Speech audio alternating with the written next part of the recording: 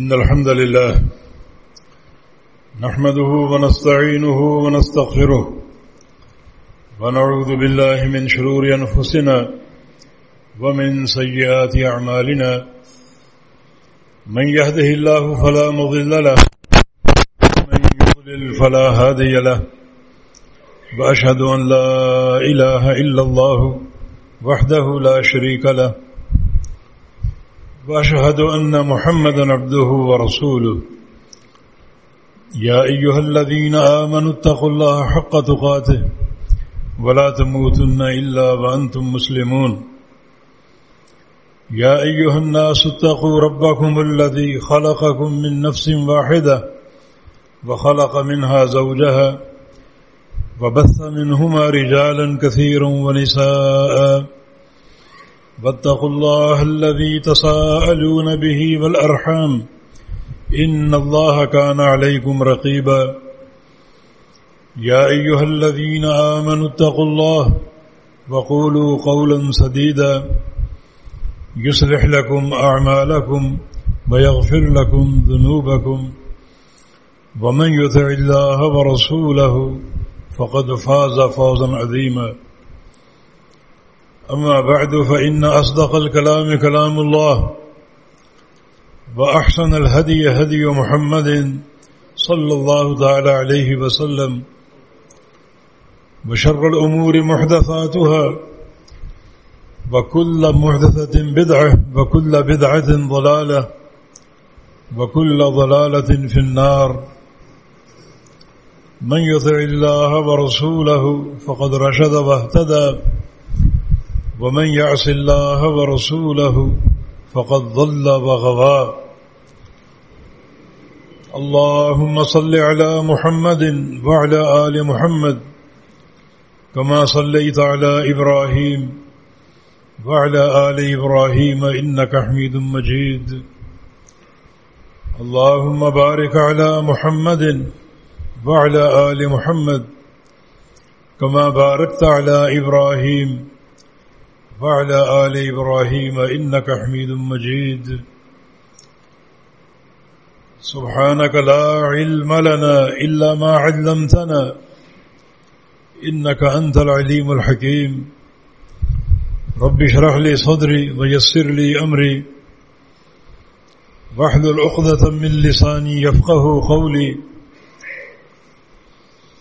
لقد قال الله سبحانه وتعالى بعد أعوذ بالله من الشيطان الرجيم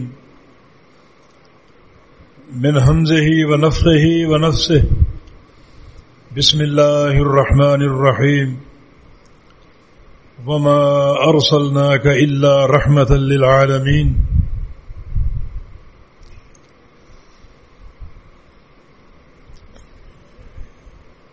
ماہ ربیع الاول کی 12 تاریخ کو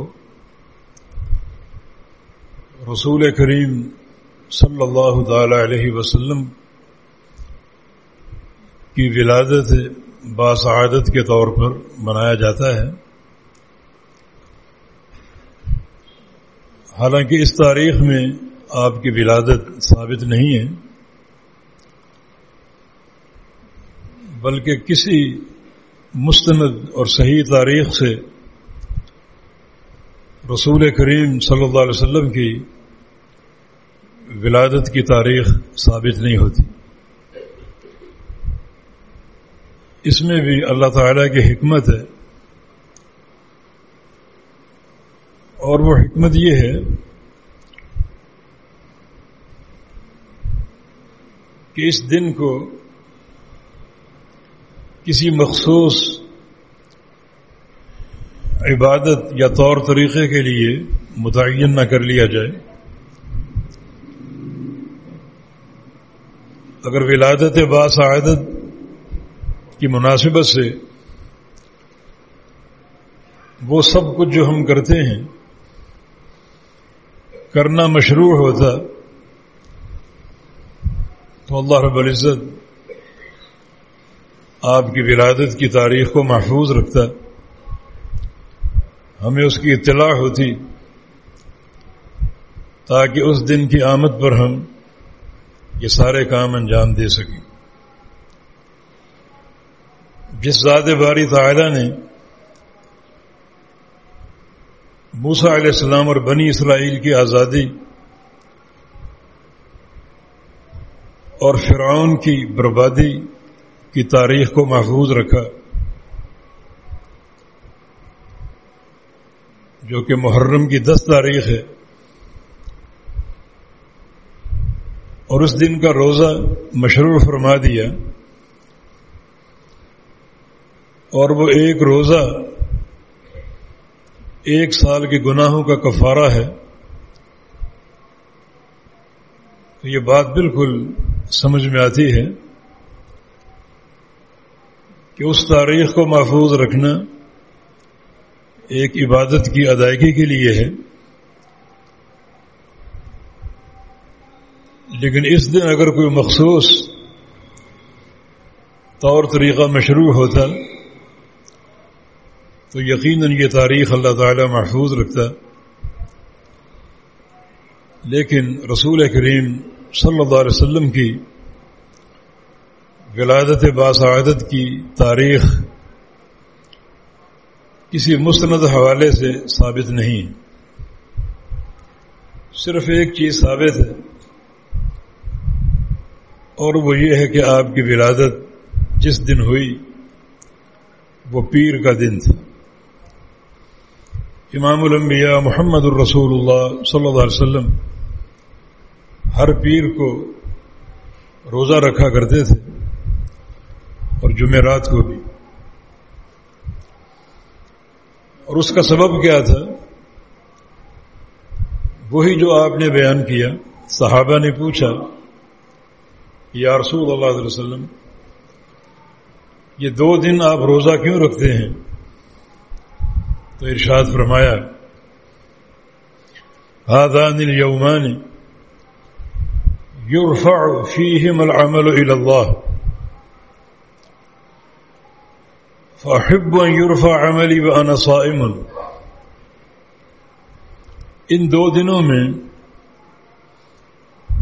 بندوں کی نیکیاں اللہ تعالیٰ کو پیش ہوتی ہیں، تو میری یہ چاہت اور خواہش ہے کہ جب میری نیکیاں اللہ تعالیٰ تک پہنچیں تو ان میں روزہ بھی شامل، کیونکہ روزہ ایک بڑی اہم عبادت ہے۔ من صام یوما فی سبیل اللہ باعد اللہ بینہ وبین جہنم 70 خریفا، یہ آپ کا ارشاد گرامی ہے، جو اللہ کے لیے اس کی راہ میں ایک روزہ رکھ لے، اللہ تعالیٰ اسے جہنم سے 70 سال دور کر دیتا ہے۔ ان 2 دنوں کے روزے متروک ہو چکے ہیں، ہم چھوڑ چکے ہیں، بھلا چکے ہیں، لیکن بڑی ان کی اہمیت ہے۔ جب اعمال صالحہ اللہ تعالیٰ کی طرف اٹھائے جاتے ہیں تو ان میں اگر روزہ شامل ہو تو ان اعمال کی شان بڑھ جاتی ہے، اور یہ ایک نیکی روزے کی 70 سال کے لیے 70 سال کی مسافت کے بقدر جہنم سے دوری کا سبب بن جاتی ہے۔ ہم نے بات شروع کی تھی اپنے پیارے پیغمبر سردار کائنات افضل الرسل سید ولد آدم محمد مصطفیٰ علیہ السلام کی ولادت باسعادت کے تعلق سے۔ تو یہ ایک ایسا واقعہ ہے، ہر مومن کو اس کی خوشی سال میں ایک بار نہیں بلکہ ہر روز، ہر گھڑی، ہر لحظہ اور ہر آن ہونی چاہیے، جس کا طریقہ ہم بتاتے ہیں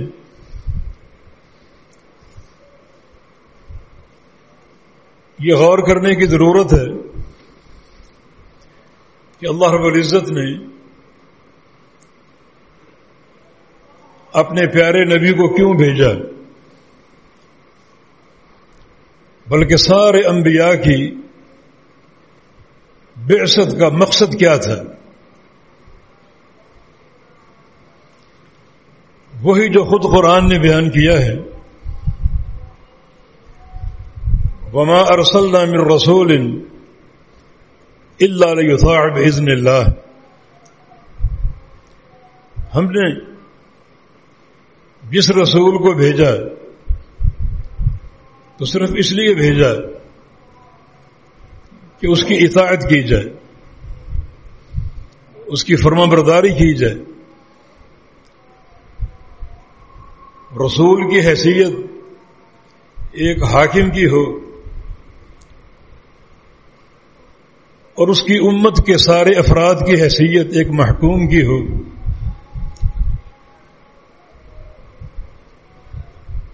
صرف رسول کی اطاعت کا ڈنکا بجے، ساری اطاعتیں ٹوٹ جائیں، یہ سرداریاں، باپ دادا کی باتیں، قوم برادری کے طور طریقے سب ٹوٹ جائیں اور صرف ہمارے رسول کی اطاعت ہے۔ یہ ہر نبی کی بعثت کا مقصد ہے۔ جن لوگوں کو رسول کی آمد کی خوشی ہو، رسول کی ولادت کی خوشی ہو، وہ یقیناً اسی مقصد کی تکمیل کریں گے۔ اب پورا قرآن پڑھ لیجئے، سینکڑوں مقامات پر اللہ کے پیارے پیغمبر کی اطاعت کا حکم، کہیں اطاعت کا اور کہیں اتباع کا۔ اطاعت اور اتباع میں فرق یہ ہے کہ اطاعت آپ کے فرامین ماننے کا نام ہے اور اتباع آپ کے پاکیزہ عمل کی پیروی کا نام۔ جو کچھ آپ فرما دیں اسے قبول کر لینا آپ کی اطاعت ہے، اور جو کچھ آپ کر کے دکھا دیں اسے مان لینا اور اس کی پیروی کر لینا، یہ آپ کی اتباع ہے۔ سینکڑوں مقامات پر اللہ تعالی نے اپنے پیارے رسول کی اطاعت کا یا اتباع کا حکم دیا ہے۔ قرآن حکیم میں کسی مقام پر آپ کی ولادت کے احوال بیان نہیں کیے، یا آپ کے چہرہ مبارک کے نقوش بیان نہیں کیے کہ آپ کے ہونٹ کیسے تھے اور آپ کا چہرہ کیسا تھا اور آپ کے رخسار کیسے تھے اور آپ کی چال کیسی تھی، اٹھنا بیٹھنا کیسا تھا، کیونکہ اللہ تعالی اپنے پیارے پیغمبر کے تعلق سے یہ چیزیں نہیں منوانا چاہتا۔ یہ تو ایک حرف آخر ہے کہ اللہ کے رسول صلی اللہ علیہ وسلم پوری کائنات میں سب سے بڑھ کر حسین ہیں اور خوبصورت ہیں۔ آپ کی چال سب سے پیاری، آپ کی آنکھیں سب سے خوبصورت، آپ کی ولادت انتہائی بابرکت، یہ سب کچھ تسلیم ہے، اس میں دوسری کوئی رائے نہیں ہے۔ لیکن اصل معاملہ جو ہے وہ اللہ کے حبیب کی پیروی کا ہے کہ جو دین اور جو پیغام اپنے رب تعالیٰ کی طرف سے آپ لے کر آئے اسے مانو اور اسے قبول کرو۔ جب تک قبول نہیں کرو گے تو لاکھ آپ کی شان بیان کرو، مدح سرائی کرو، قصیدوں پر قصیدے پڑھ ڈالو، ان کا فائدہ کوئی نہیں۔ اصل مقام نبی علیہ السلام کی اطاعت کا۔ وہ دن آپ کو یاد ہوگا، رسول کریم صلی اللہ علیہ وسلم نماز پڑھ رہے تھے، ابو جہل کو شرارت سوجی اور قوم کے کچھ شرارتی لڑکوں کو حکم دیا کہ آج فلاں گھر میں اونٹنی ذبح ہوئی ہے، جو اس کی غلاظتیں ہیں اوجڑی ہے، وہ ساری اٹھا کر محمد صلی اللہ علیہ وسلم کی پشت پر ڈال دو جب وہ سجدے میں پڑے ہوں۔ اور ایسا ہی ہوا، ان اوباشوں نے اونٹنی کی غلاظتیں آپ کی مبارک پشت پر ڈال دیں، بڑا ایک بوجھ آپ پر لاد دیا گیا اور آپ سجدے میں پڑے رہے۔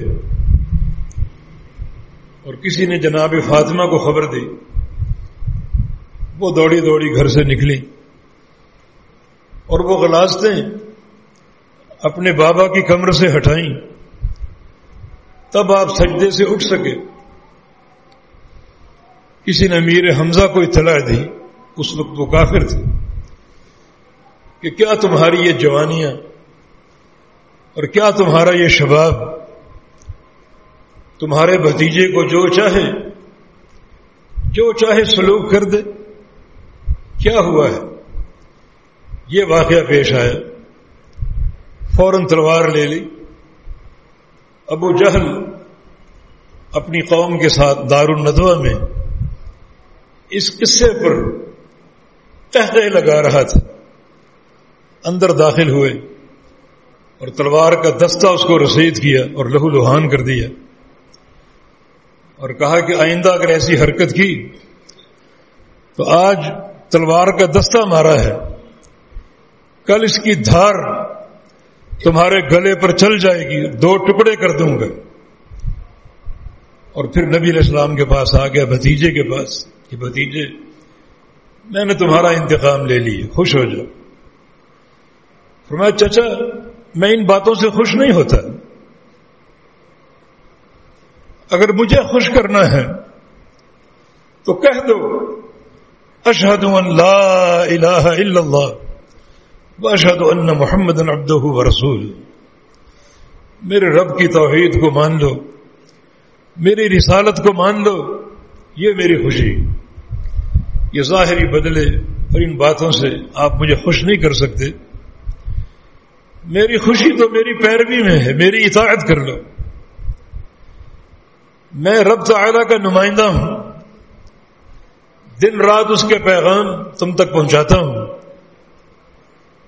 میری طرف اللہ کی وحی آتی ہے، وہ تمہیں سناتا ہوں، اسے قبول کر لو، یہ میری خوشی ہے۔ اللہ تعالیٰ نے سینہ کھول دیا، حق کا نور دل میں داخل کر دیا، آنکھوں کو بصیرت سے بھر دیا، اور فوراً اشہد ان لا الہ الا اللہ واشہد ان محمدا عبدہ ورسولہ کلمہ پڑھ کر اپنے بھتیجے کے دین میں داخل ہو گیا، دین توحید کو قبول کر لیا، اور مسلمانوں کی صف میں آ کھڑے ہوئے، اور پھر ایک سنہری تاریخ رقم کی، شجاعت کی، بہادری کی، جہاد کے میدانوں میں۔ یہ نبی علیہ السلام کی خوشی ہے۔ تو اگر اس ولادت باسعادت سے حقیقی خوشی اٹھانا چاہتے ہو، متمتع ہونا چاہتے ہو، تو وہ موقع ہر آن موجود ہے، ہر گھڑی موجود ہے، ہر گھڑی میں نبی علیہ السلام کی تعلیمات موجود ہیں۔ اس وقت آپ مسجد میں ہیں، مسجد میں کیسے رہنا ہے، نماز کیسے پڑھنی ہے، جمعے کا اہتمام کیسے کرنا ہے، ساری تعلیمات موجود ہیں. ان کو اپناتے جاؤ. یہ حقیقی خوشی کا اظہار ہوگا اللہ کے پیارے پیغمبر کی آمد کا اور آپ کی بعثت کا. جمعہ پڑھ کے گھر جائیں گے، گھر میں اللہ کے پیارے پیغمبر کیسے رہتے تھے، کیسے داخل ہوتے تھے، کیا آپ کے اخلاق مبارکہ تھے اور کیا آپ کا طرز عمل تھا، ہر چیز موجود اور واضح ہے.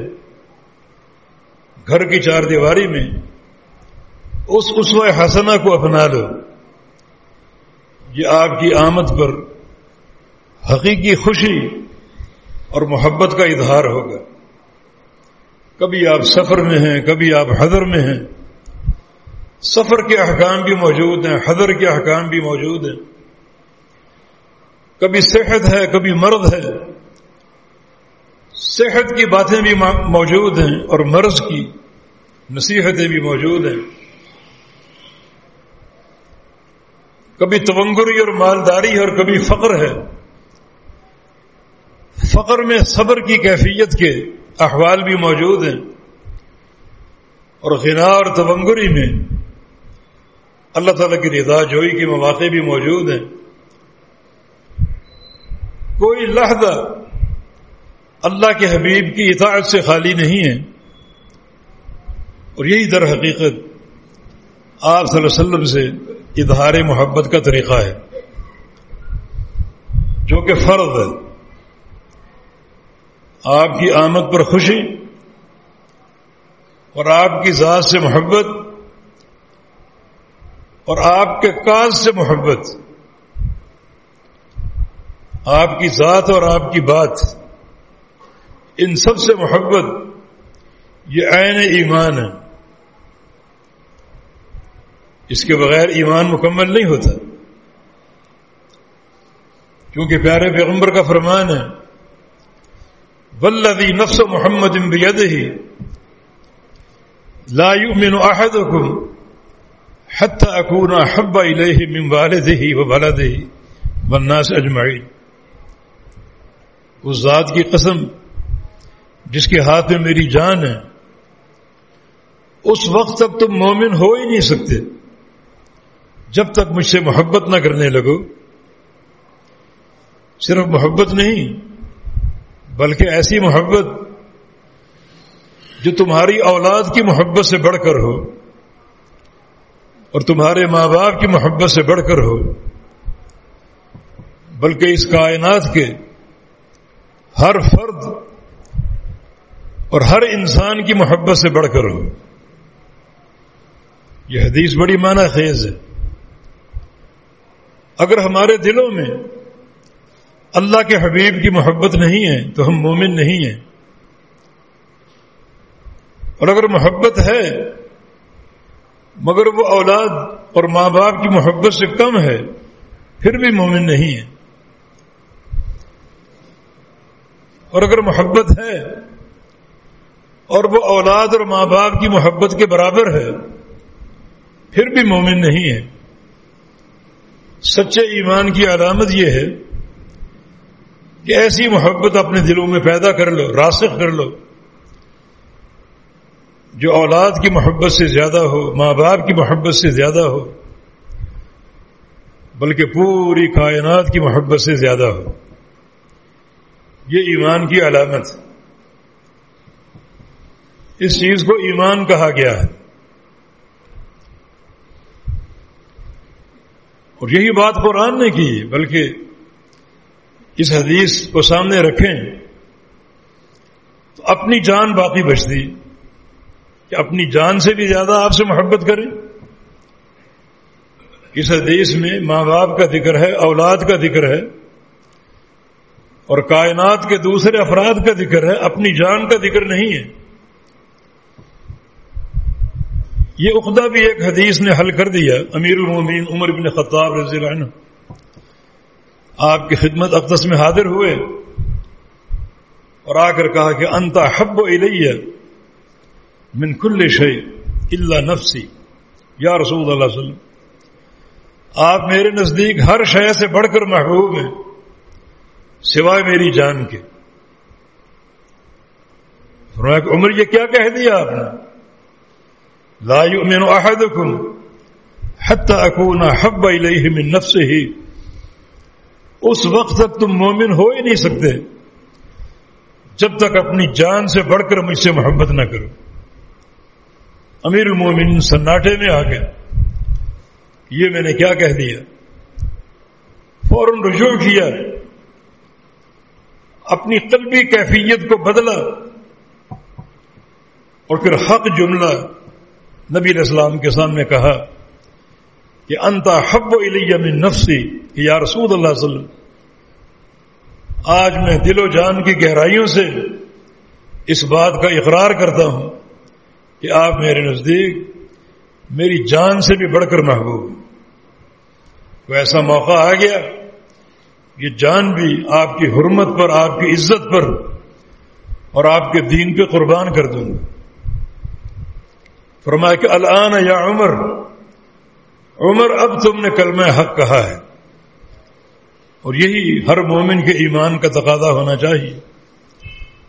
تو اپنی جان سے بھی بڑھ کر اللہ کے پیغمبر سے پیار کرنا ہے۔ یہ بات قرآن نے بھی کی ہے، النبی اولی بالمؤمنین من انفسہم، کہ نبی جو ہے مومنین کے لیے ان کی جانوں سے بھی زیادہ محبوب اور قریب ہے، اولویت کا حقدار ہے۔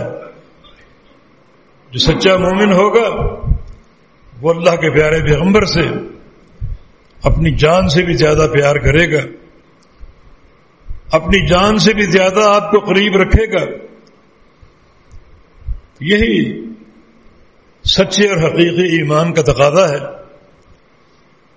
اور یہ محبت ہی در حقیقت نبی علیہ السلام کی آمد بابرکت پر خوشی کا اظہار ہے، جس کا عملی پہلو جو ہے وہ آپ کی اطاعت اور آپ کی اتباع ہے، جو ہر نبی کی بعثت کا مقصد ہوتی ہے۔ اسی لیے اس محبت کے فضائل بیان ہوئے۔ ایک شخص نبی علیہ السلام کے پاس آیا اور آ کر سوال کیا، متی الساعۃ یا رسول اللہ، یا رسول اللہ صلی اللہ علیہ وسلم قیامت کب آئے گی؟ فرمایا کہ وما اعددت لها، تم یہ بتاؤ کہ تم نے قیامت کے لیے تیاری کیا کی ہے۔ سوال اس طرح کر رہے ہو جیسے بھرپور تیاری کر کے بیٹھے ہوئے ہو اور قیامت کی آمد کے منتظر ہو۔ کیا تیاری ہے تمہاری؟ عرض کیا کہ ما اعددت لها بکثیر من صلاۃ ولا صیام، زیادہ روزے اور نمازیں ادا نہیں کر سکا، نفلی، فرض تو پڑھنے ہی پڑھنے ہیں، زیادہ نوافل میرے کھاتے میں نہیں ہیں، غیر انی احبک، لیکن میں ایک عمل کی پوری ضمانت دیتا ہوں کہ مجھے آپ سے محبت بہت ہے۔ تو رسول اللہ صلی اللہ علیہ وسلم نے ارشاد فرمایا المرء مع من احب، پھر سن لو انسان قیامت کے دن اسی کے ساتھ ہوگا جس کے ساتھ دنیا میں محبت کرے گا۔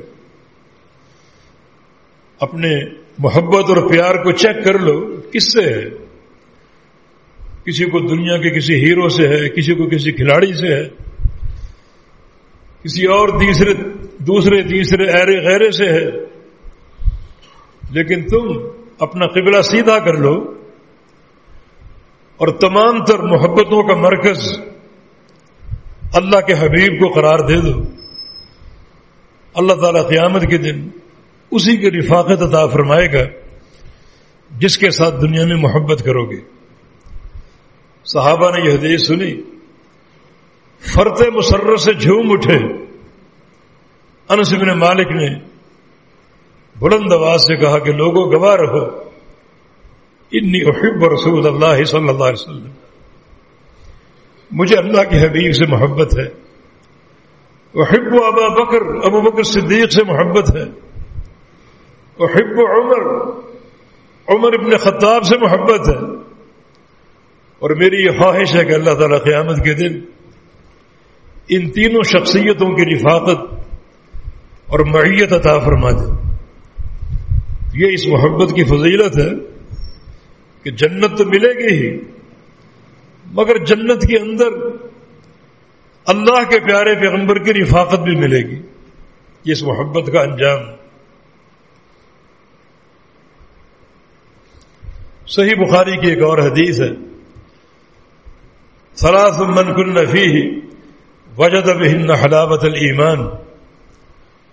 جس شخص میں تین چیزیں پیدا ہو گئیں اس نے حلاوت ایمانی کو پا لیا، ایمان کی مٹھاس کو پا لیا. وہ تین چیزیں کیا ہیں؟ ان یکون اللہ ورسولہ احب الیہ مما سواہما، کہ اللہ اور اس کا رسول اس کے نزدیک دنیا کی ہر شے سے زیادہ محبوب ہو جائیں. اللہ اور اس کے رسول سے سب سے بڑھ کر محبت ہے. اصل محبت کا مرکز اللہ کی ذات ہے. ساری محبتیں اللہ تعالیٰ کے لیے ہیں، اور اللہ تعالیٰ کی محبت کی تکمیل کے لیے ضروری ہے کہ جس سے اللہ کو محبت ہے اس سے محبت کی جائے، اسی ترتیب سے جو ترتیب شریعت سے سمجھ آتی ہے. اللہ تعالیٰ کو اس کائنات میں سب سے زیادہ محبت اپنے آخری رسول محمد مصطفیٰ علیہ الصلوۃ والسلام سے. ایک لقب اللہ تعالیٰ نے ایسا اختیار کیا ہے جو صرف ایک ہی شخصیت کو دیا، اور وہ شخصیت محمد الرسول اللہ صلی اللہ علیہ وسلم کی ہے. انت حبیب اللہ، کہ آپ اللہ کے حبیب ہیں. یہ لقب کسی اور کو حاصل نہیں ہے سوائے محمد مصطفیٰ علیہ الصلوۃ والسلام کے، کہ آپ اللہ کے حبیب ہیں. جو اس بات کی دلیل ہے کہ اللہ رب العزت کو سب سے زیادہ اپنے پیارے رسول سے محبت ہے. تو محبت کی مرکزیت اللہ تعالیٰ کے لیے ہے. پھر یہ دیکھو کہ اللہ تعالیٰ کو کس کس سے محبت ہے. اپنے پیارے پیغمبر سے محبت ہے، پیغمبر کے اہل بیت سے محبت ہے، پیغمبر کے صحابہ سے محبت ہے، پیغمبر کے شہر مدینہ سے محبت ہے، پیغمبر کے دین سے محبت ہے، پیغمبر کے مشن سے محبت ہے جو کہ بیان توحید ہے. یہ ساری محبتیں اپنے اندر پیدا کر لو، یہ ساری محبتیں پال لو، تاکہ اللہ رب العزت کی حقیقی محبت حاصل ہو جائے. تو فرمایا کہ تین چیزیں جس شخص میں پیدا ہو گئیں اس نے حلاوت ایمانی کو پا لیا. اور کیا جانو تم ایمان کی مٹھاس کیا ہے، ایمان کی حلاوت کیا ہے؟ جو دل اس حلاوت کو پا لے، جس دل میں یہ لذت رچ بس جائے، وہ دل پھر اسلام کا گرویدہ ہو جاتا ہے. اللہ اور اس کے رسول کی اطاعت کے علاوہ کوئی دوسرا کام نہیں کرتا. یہ حلاوت ایمانی کا نتیجہ ہے. کسی گناہ کے قریب نہیں جائے گا، یہ حلاوت ایمانی کا نتیجہ ہے. کبھی دین اسلام سے منحرف نہیں ہوگا، اور کبھی اللہ اور اس کے رسول کے کسی امر کی اطاعت کا انکار نہیں کرے گا، کیونکہ دل میں ایمان کی مٹھاس آ چکی ہے. اور یہ مٹھاس ایسی ہے کہ بندہ اور کوئی راستہ اختیار ہی نہیں کرتا، اسی مٹھاس کی رو میں بہہ جاتا ہے، اور اطاعت اس کی زندگی کا شعار بن جاتا ہے، اور اطاعت اس کا مقصد حیات بن جاتا ہے.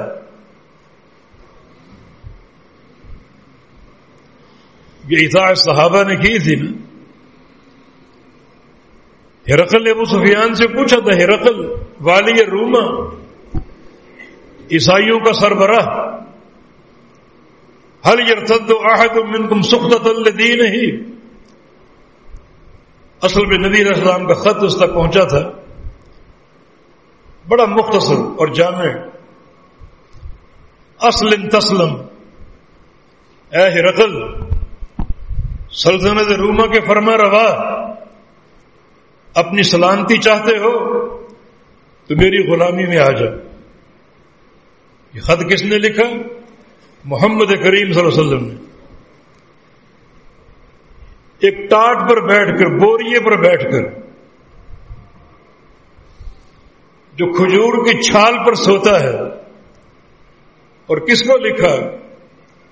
جس کی سلطنت اور فرما روائی آج کا ہندوستان، آج کا امریکہ اور روس، ان تینوں کو ملا لو پھر بھی اس کی سلطنت بڑی ہوگی۔ اپنی سلامتی چاہتے ہو تو میری غلامی میں آ جاؤ، میری اطاعت قبول کر لو۔ ہرقل یہ خط پڑھ کے کانپ اٹھا، سناٹا طاری ہو گیا۔ انہی دنوں مکہ مکرمہ کی کفار کا ایک قافلہ، تجارتی قافلہ ملک شام میں موجود تھا۔ ہرقل کو اس کی اطلاع ہوئی، بلاؤ ان کو، ذرا اس شخص کا میں حال معلوم کروں، اس شخص کے بارے میں انٹرویو لوں جس نے یہ خط مجھے لکھا ہے۔ ابو سفیان خود کافر تھے، سامنے بٹھا لیے گئے، بڑے سوال کیے۔ صحیح بخاری میں بڑی طویل یہ حدیث موجود ہے۔ ایک سوال یہ کیا تھا کہ جو لوگ اطاعت قبول کرنے والے ہیں وہ غرباء فقراء ہیں یا اشراف ہیں یا مالدار ہیں؟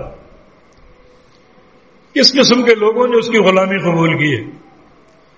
کہا کہ ضعفاء ہو، بڑے کمزور لوگ ہیں، مفلوق الحال، پیٹوں پر پتھر باندھنے والے۔ اشراف میں سے بہت کم لوگ اسی غلامی میں آئے ہیں۔ ہرقل نے تبصرہ کیا کہ کذالک ہم اتباع الرسل، اسی قسم کے لوگ رسولوں کی بات مانتے ہیں۔ یہ بھی خالق کائنات کا ایک امتحان ہوتا ہے، اپنے پیغمبر کے صبر کو، اس کی عظیمت کو آزمانے کے لیے۔ دوسرا سوال یہ کیا کہ جتنے لوگوں نے اب تک بات مانی، کلمہ پڑھا، ان میں سے کوئی مرتد ہوا؟ دین سے ناراض ہو کر کسی نے دین کو چھوڑ دیا، دوبارہ کافر ہو گیا؟ ابو سفیان نے سچ کہا کہ نہیں، آج تک نہیں۔ ہم نے ان کمزور لوگوں کو مارا بہت تھا، ستایا بہت تھا۔ بلال حبشی کو گرم کوئلوں پر لٹایا، پتھریلی زمین پر گھسیٹا۔ عمار ابن یاسر، ان کے بوڑھے والد یاسر اور بوڑھی والدہ سمیہ، ان پر کھولتا ہوا پانی ڈالا، بے تحاشا تکلیفیں دیں، مگر کسی ایک بندے نے بھی اسلام نہیں چھوڑا، اسلام پر قائم رہے۔ ہرقل نے یہ تبصرہ کیا کہ کذالک الایمان اذا خالطت بشاشتہ القلوب، سچے ایمان کی نشانی یہی ہے جب ایمان کی حلاوت اور مٹھاس دل میں بس جائے تو جو چاہے کر لو، ٹکڑے ٹکڑے کر دو، قیمہ قیمہ کر دو، سب گوارا ہے، مگر ایمان کو چھوڑنے پر آمادہ نہیں ہوں گے۔ یہ اگر حلاوت چاہیے تو اللہ کے پیارے پیغمبر نے 3 چیزیں بیان کی ہیں۔ ثلاث من کن فیہ وجد بہن حلاوت الایمان، جس شخص میں 3 چیزیں پیدا ہو گئیں اس نے ایمان کی مٹھاس کو پا لیا۔ ان یکون اللہ ورسولہ احب الیہ مما سواہما، کہ اللہ اور اس کا رسول اس کے نزدیک دنیا کی ہر شے سے بڑھ کر محبوب ہو جائیں، ان کے دلوں میں سب سے زیادہ محبت اللہ کی ہو اور پھر اللہ کے رسول کی ہو۔ وَأَن يُحِبَّ الْمَرْءَ لَا يُحِبُّهُ إِلَّا لِلَّهِ، اور پھر وہ لوگوں سے محبت کریں اور وہ محبت بھی اللہ کے لیے ہو، اس محبت میں کوئی دنیا کا مقصد کار فرما نہ ہو، کوئی دنیا کے حرص نہ ہو، دنیا کی لالچ نہ ہو۔ الحب فی اللہ والبغض فی اللہ، محبت بھی اللہ کے لیے اور نفرت بھی اللہ کے لیے۔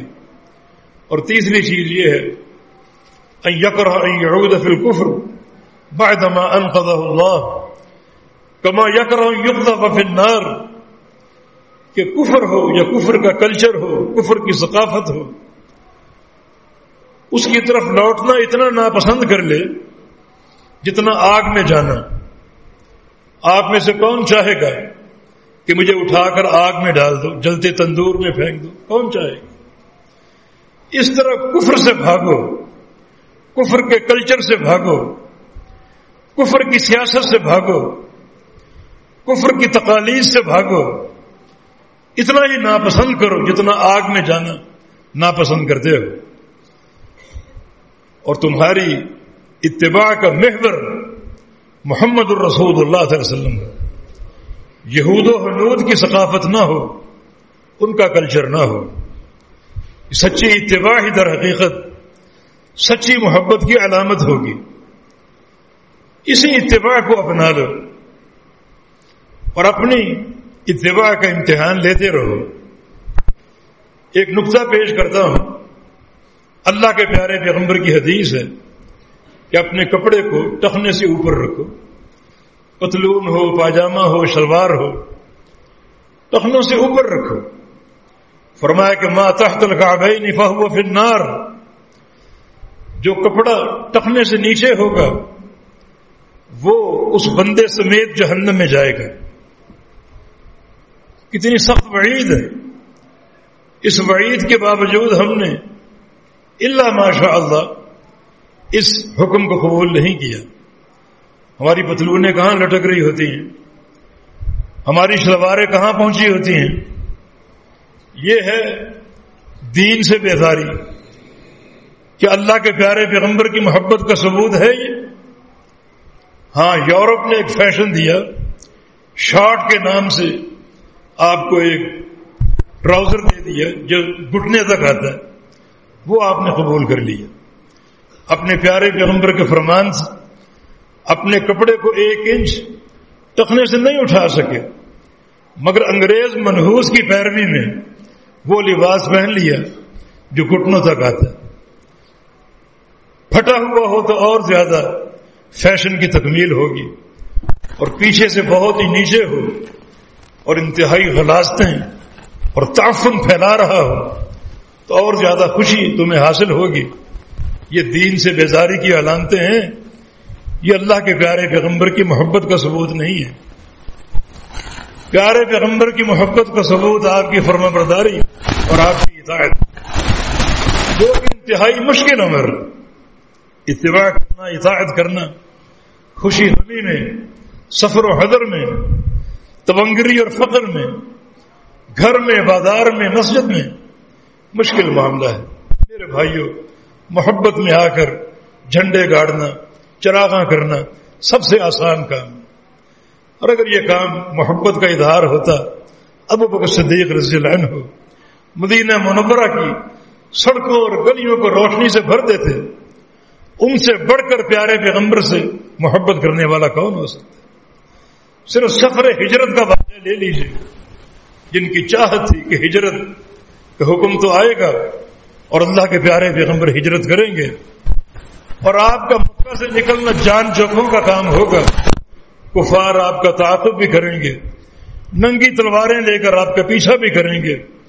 ابو جہل نے آپ کے قتل پر 100 اونٹوں کا انعام رکھا تھا, اور ابو بکر صدیق کی چاہت تھی کہ یہ سفر میں اپنے پیارے پیغمبر کے ساتھ کروں تاکہ اپنے پیارے پیغمبر کی حفاظت کر سکوں. اس سے بڑھ کر سچی محبت کیا ہو سکتی؟ اور جب سفر شروع کیا, ابو بکر صدیق آپ کے ہم رکاب تھے, ساتھ ساتھ تھے. کبھی دیکھتے کہ آگے سے کوئی حملہ نہ کر دے تو اپنی سواری اللہ کے پیغمبر کے آگے لے آتے, اور کبھی سوچتے کہ پیچھے سے کوئی وار نہ کر دے تو اپنی سواری اللہ کے پیغمبر کے پیچھے کر لیتے. کبھی سوچتے کہ دائیں طرف سے کوئی آ نہ جائے تو اپنی سواری دائیں طرف کر لیتے, بائیں طرف کر لیتے. اپنے کندھوں پر اٹھا کر اللہ کے پیغمبر کو غار تک لے کر گئے. سارے سوراخ اپنے کپڑے سے بند کر دیے, ایک سوراخ کا کپڑا باقی نہ بچا. اللہ کے پیارے پیغمبر کا سر مبارک اپنی ران پہ رکھ کے اپنی ایڑی اور سوراخ پر رکھ دی, کوئی سانپ یا بچھو نہ نکل آئے اور میرے حبیب کو نقصان نہ پہنچا دے. واقعی اس میں سانپ تھا. ابو بکر صدیق کو ڈس لیتا ہے اور آپ کی تکلیف کی وجہ سے آنسو نبی علیہ السلام کے رخسار پر گرے اور آپ کی آنکھ کھل گئی، دیکھا کہ ابوبکر صدیق بڑی تکلیف کے عالم میں ہے، تو اللہ کے پیارے پیغمبر نے لعاب دہن سے اس زخم کا علاج کیا اور اللہ نے آپ کو شفا دے دی۔ اسی طرح مدینہ منورہ داخل ہوئے، مدینہ کے لوگوں نے پہلی بار نبی علیہ السلام کو دیکھا تھا، دو سوار آ رہے ہیں، ایک نبی علیہ السلام اور ایک ابوبکر صدیق۔ کچھ نگاہیں پیارے پیغمبر کو ہیں اور کچھ نگاہیں ابوبکر صدیق کو دیکھ رہی ہیں، کیونکہ دیکھا نہیں تھا، متردد تھے ان میں رسول اللہ کون ہے۔ کچھ نگاہیں ابوبکر صدیق کو دیکھ رہی ہیں اور کچھ نگاہیں نبی علیہ السلام کو دیکھ رہی ہیں۔ یہ صورت ابوبکر صدیق کے لیے بڑا پریشانی کا باعث بنی۔ سوچنے لگے کیا کروں، آج تو تمام نگاہوں کا مرکز محمد مصطفیٰ کو ہونا چاہیے صلی اللہ علیہ وسلم۔ اپنے کندھے سے اپنی چادر اتاری اور اللہ کے پیارے پیغمبر پر سایہ کر دیا۔ تاثر یہ دیا کہ آپ رسول اللہ ہیں اور میں آپ کا خادم ہوں، اپنی چادر سے آپ کے سر پہ سایہ کر دیا، یہ تاثر دینے کے لیے کہ میں تو نوکر ہوں، غلام ہوں، خادم ہوں، اصل رسول اللہ آپ ہیں، آپ کو دیکھو، آپ کی زیارت کرو۔ اتنی محبت، یہ تو ایک واقع ہجرت کا یہ احوال ہے۔ پوری زندگی آپ کا عمل اللہ کے پیارے پیغمبر پر فدا کا عمل تھا۔ ایک بار ایک صحابی ابوبکر صدیق لڑ پڑے، ابوبکر صدیق کو ناراض کر دیا، اللہ کے پیارے پیغمبر کو علم ہو گیا، آپ نے بہت ڈانٹا۔ اس وقت آپ کی غصے کی کیفیت دیدنی تھی اور آپ نے فرمایا هل انتم تارکون لی صاحبی، هل انتم تارکون لی صاحبی، میری خاطر میرے دوست کو چھوڑ کیوں نہیں دیتے، کیوں میرے دوست کے پیچھے پڑے ہوتے، میری خاطر انہیں چھوڑ کیوں نہیں دیتے۔ لقد بعثنی اللہ وقلتم کذبت وقال ابوبکر صدقت، جب اللہ نے مجھے بھیجا تم سب نے کہا کہ تم جھوٹے ہو، صرف ابوبکر صدیق نے کہا کہ تم سچے ہو۔ سب سے پہلے اسلام لانے والا اور امن الناس فی صحبتہ ومالہ، اور سب سے زیادہ مجھ پر اپنی صحبت اور اپنے مال کے تعلق سے احسان ابوبکر صدیق نے کیا۔ دنیا میں جس نے مجھ پر احسان کیا سب کے بدلے چکا چکا ہوں، سوائے ابوبکر صدیق کے، ان کے سارے بدلے اللہ تعالیٰ کے عمل کے دن چکائے گئے۔ یہ کام تو بڑا آسان ہوتا، لیکن اصل چیز محبت کی ثبوت، آپ کی اطاعت، فرما برداری، سفر و حضر میں آپ کا ساتھ، آپ کے عقیدے کی ترجمانی۔ جب پیارے پیغمبر نے دعوت توحید دی تو آپ جانتے ہیں 5 وہ صحابہ صرف ابوبکر صدیق کی دعوت پر ایمان لائے جن کا شمار ان 10 صحابہ میں ہوتا ہے جن کو دنیا میں جنت کی بشارت دی گئی۔ 10 مبشرہ میں سے 5 صحابہ ابوبکر صدیق رضی اللہ عنہ کی دعوت پر اسلام لائے۔ تو اصل مقصد بعثت پر غور کرو، وما ارسلنا من رسول الا لیطاع باذن اللہ، کہ ہم نے رسول کو کیوں بھیجا؟ ان کی چال یا ان کے چہرے کے نقوش یا ان کی ولادت کے احوال لوگوں کو سنانے کے لیے نہیں، وہ ساری چیزیں بابرکت ہیں۔ آپ پوری کائنات میں سب سے حسین ہیں، چاند بھی آپ کے چہرے کو دیکھ کر شرما جائے، لیکن اصل چیز جو ہے وہ آپ کی فرما برداری ہے اور آپ کی اطاعت کا سکہ ہے، جس کا اللہ تعالیٰ سے توفیق کی ہمیشہ استدعا کیجیے۔ اگر یہ اطاعت حاصل ہو جائے تو ہر لحظہ آپ کی آمد کی خوشی موجود ہوگی اور مسرت موجود ہوگی۔ بالتوفیق بید اللہ تعالی اقول قولی هذا واستغفر اللہ لی ولکم واخر دعوانا ان الحمد للہ رب العالمین۔